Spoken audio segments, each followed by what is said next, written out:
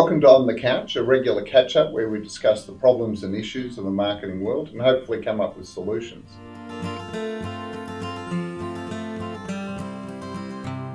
And today I'm joined by marketing procurement expert David Little. Welcome, David. Thanks, Darren. Nice to be here. Thank you for coming halfway around the world to visit us in Sydney. It's my pleasure.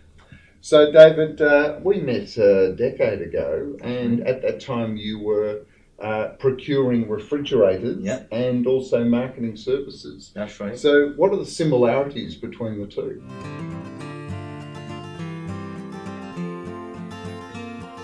The similarities are few. What I'd say was, I had a recent discussion. I'm no longer involved in fridges, sadly.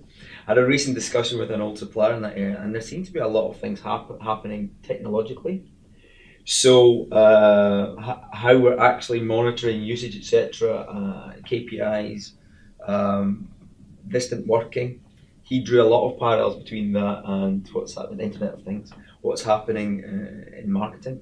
But the most interesting part was he started talking about decoupling. Which has been a big issue in marketing for about 10 or 15 years. Exactly. So we were actually having a discussion about fridges and fridge maintenance and fridge logistics, delivering them, which was, both of us were drawing parallels with basically TV production. Okay. So it was interesting. It was interesting to hear a fridge supplier talking those terms. Well, they're the similarities, and in fact, technology is having a huge impact on every aspect of business. Yeah. But particularly challenging in marketing. Mm-hmm. Yeah. So, what are the main differences between sort of direct procurement and marketing procurement for a procurement professional like yourself?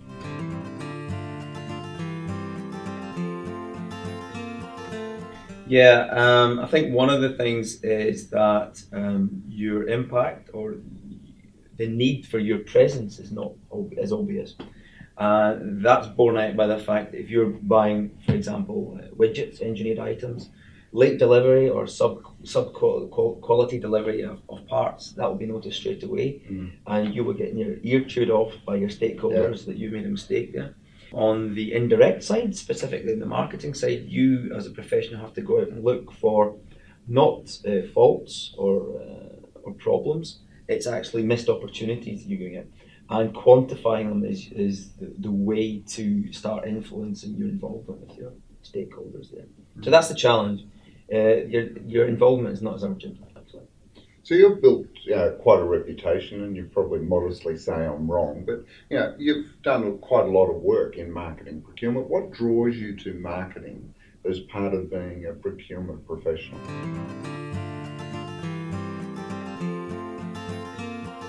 Yeah, I think the main thing is you're contributing to growth. You're at the front end of the organisation. Mm-hmm. You often find yourselves, especially direct procurement, at the back end of the organisation. And from a personal point of view, I think there are a lot more subtleties. There is a scope to do things quite differently within marketing procurement.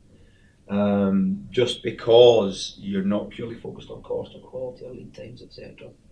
I find it more rewarding for those reasons.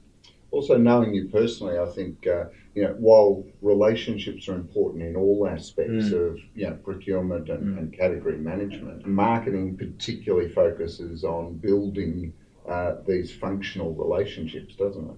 That's right. From my own personal point of view, dealing with marketing stakeholders, as we call them, I think going into it, people talk to me about their reputation as being very vague, very cool and groovy, and also kind of changing their mind quite often, so quite fickle. What I've experienced is actually they're very clear in their communication. I have worked with other stakeholder groups that will kind of not be so vocal and maybe hide themselves. Marketing have never ever had that issue. They will come to you and be very clear. The downside of that is they're very, very strong opinions, and they change them very, very regularly. Yeah, that's right. And dealing with that and dealing with the collective group, because one of the big challenges that we see is that often the suppliers, agencies, media agencies, digital creative agencies, feel that procurement's only role is to reduce their margins and reduce their costs. What When you get that sort of criticism, what's your response to that? You could be right. And the reason I say that is you have to find out the individual you're dealing with. The individual can be, in quotation marks, bad at marketing procurement for two different reasons. They're not competent. They've perhaps come recently from direct procurement, another type of procurement purely focused on cost, and they want to make their mark purely on those terms. The other reason might be that they're driven by the wrong KPIs. I mean, they've got the wrong structure behind them. I personally am in a role just now where I had the conversation right up front. I wanted to talk about value and everything that means. So your experience as a marketing stakeholder might be bad about procurement for that reason. So I would have that discussion with them if you can. Is that what is it you want to achieve in the long term? If they can talk about things in the long term, that's great. If they understand that you have a relationship to maintain with your marketing stakeholder, that's fantastic. And if you're having discussions about contributing to combined wins, combined top line growth, I think that's fantastic. But if they're not talking in those terms, or if you can find an underlying discussion that's purely focused on cost, or I would argue if they don't want to talk to you that much, then it's not a good sign. No, that's true. I mean, because it is all about, any negotiation is about communication. Yeah. So if you can't enter into that area of discussing exactly what it means to have a win-win situation, then you're not going to get anywhere. Well, you know yourself as well, Darren, underlying needs. You're a good negotiator if you can talk about what lies behind, why, the five whys, for example. If that person is purely talking about that initial statement and they won't go beyond what's driving that, then I think you're probably talking to the wrong kind of person. So all the way through this conversation, I've been hearing growth, contributing to growth, focusing on value. Yeah. Are these the key areas of value that you bring to the marketing procurement area?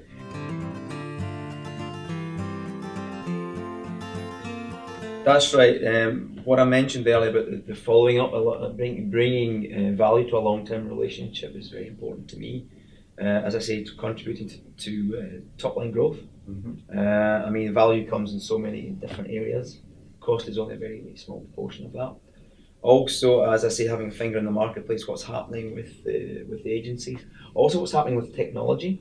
I think technology is affecting the way we do business with, and the way we compartmentalize our agencies, specifically the ones I'm dealing with today. What is a media agency responsible for? What we're doing in-house, what we're not doing in-house. Yeah.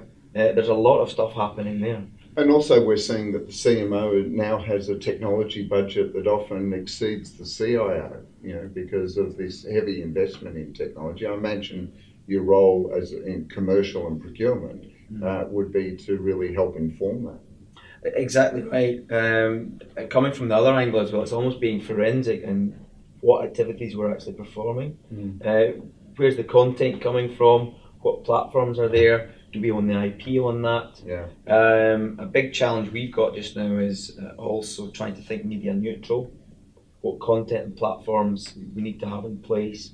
So we're not just saying this, we're cutting and pasting from previous year's budgets and allocating them to different media bases. So I'm being drawn into more discussions that a media manager would have from our organisation. I'm not saying I'm comfortable there. No, but that's part of this holistic approach to commercial management of marketing. Is to have someone bring a very business focus. Marketers focus on marketing strategy and driving growth. There is a complementary role to really drive the business considerations that are associated with that. That's right. The last thing I'd add to that is we are often challenged by the fact that you can't measure value in every area. Just because it's difficult, that doesn't mean you shouldn't be doing a lot of it, or trying at least. Yeah, you should be putting some measures in place so that you know where you're at. Thank you, Dave, the procurement guy. Glad you could join us. And stay tuned for more On the Couch at Trinity P3. Subscribe to the YouTube channel, and there'll be more coming very, very soon. Thank you.